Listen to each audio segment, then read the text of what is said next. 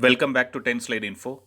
We know that yesterday, January 9, 2021, one of the Boeing 737 passenger planes of Sriwijaya Air crashed in the Sea of Jakarta, Indonesia.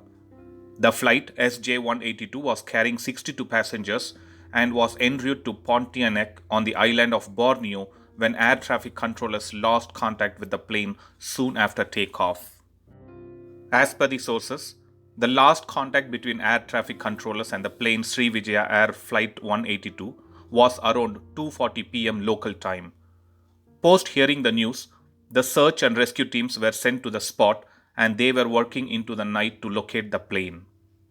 The latest update on the crashed plane is that the search and rescue teams have recovered body parts and debris from the site of the Boeing 737 passenger plane crash in the Sea of Jakarta, Indonesia.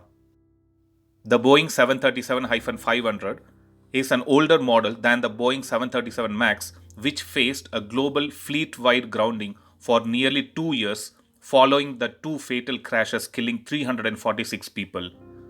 The airlines which were part of these two major fatal accidents were Lion Air Flight 610, which crashed on October 29, 2018, and Ethiopian Airlines Flight 302, which crashed on March 10, 2019. A military vessel picked up the plane's signal and divers recovered the wreckage from around 23 meters, which is 75 feet below the water surface. The confirmation of human remains and plane wreckage that have been pulled from the crash site of an Indonesian passenger has hurt many people. The search and rescue agency said it had so far collected 5 body bags with human remains as well as debris from the crash site.